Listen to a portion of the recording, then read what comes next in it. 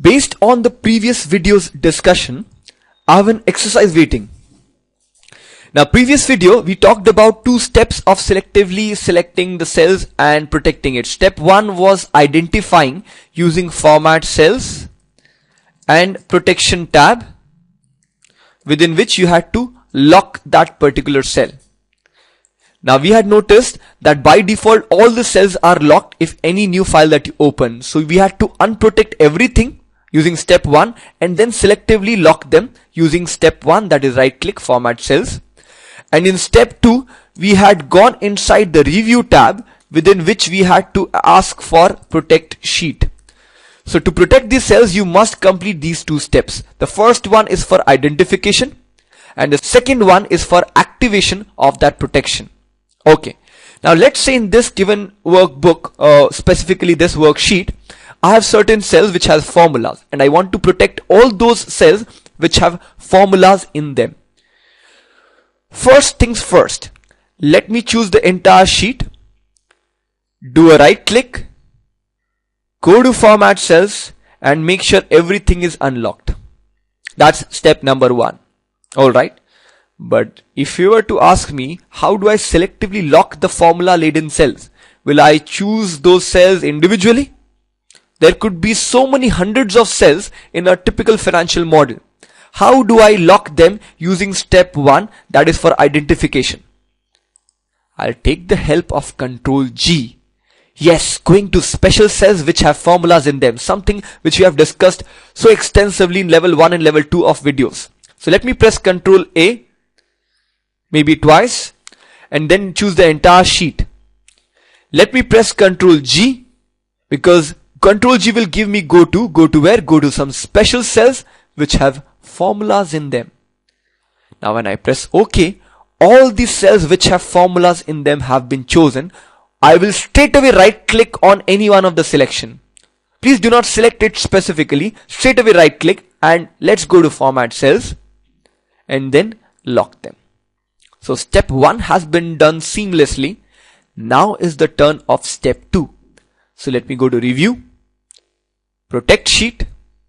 Let me give a password ABC, and let's say for the time being I'm going to allow users to select locked cells as well as unlocked cells, but they cannot change it. So okay, ABC, okay. Now if I try to change this formula, it doesn't allow me. Instead it gives me a warning sign that this is not possible. If you can change the blue values, will it change? Oh yes, it will. Why? Because that was not identified as locked under step 1. Now, although I cannot change these cells, the one with formulas, I can still see the formulas in them. So what do I want to do? So I go to unprotect sheet. I go to the password box and say password being the ABC. Alright. Now what do? I will once again choose the entire sheet. Press Ctrl G. Go to special. Choose formulas. Once again right click on the selected grayed out area. Format cells. Now this time I will also click on hidden. Now the importance of hidden lies in the fact that if I do not hide it, despite locking and protecting it, using the control backtick shortcut key, I can still see the formula. So if I press OK, now let me go to protect sheet. Let me take the access privileges which allow users to select locked cells. I don't want that. So let me give a password ABC. Okay, ABC. So this is the part of step 2.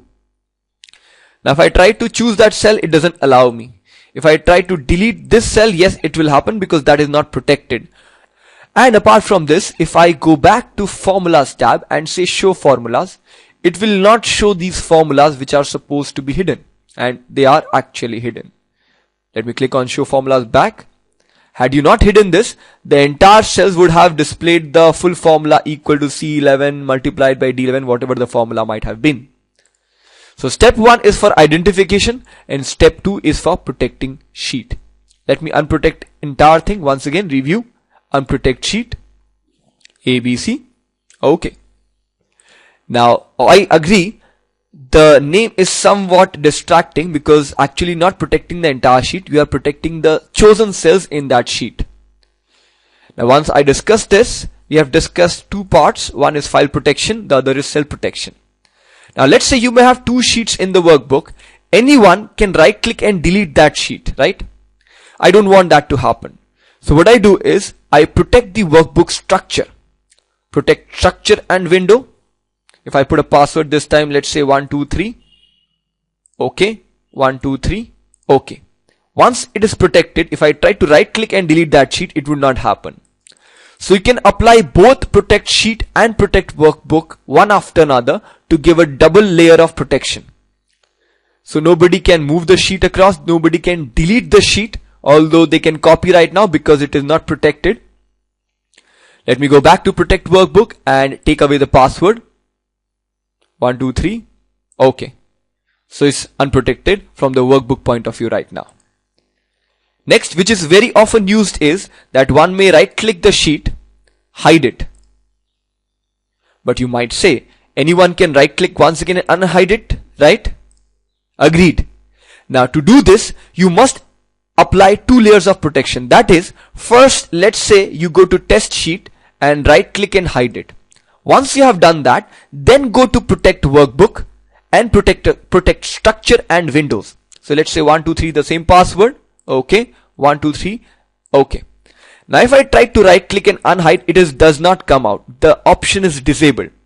So if you want to protect any particular sheet and hide it and make sure nobody brings it back by a simple right click, you first use right click hide and then you add a second layer of protection which says protect workbook, which protects the entire workbook structure. So let me click on workbook structure, protect structure and windows, given the password 123, and only then you can bring back that sheet by right clicking on the sheet and say unhide. Okay. So there you go. You have two sheets coming back. So we talked about, in a sense, four things. One is about file protection, for which we accessed encrypt document. The second was about two steps based cell protection, and within which we also used Control G. We also talked about workbook structure protection, which will make sure you cannot insert or delete sheets. And if you combine step 3 and 4, that is point 3 and 4, you can make sure that the sheets are hidden as well as nobody can bring it back. So do apply these steps. I would agree that unlike formulas and charts, these are slightly boring. But yes, when you have supercritical workbooks and worksheets where a lot of financial information are posted, you would want to protect them.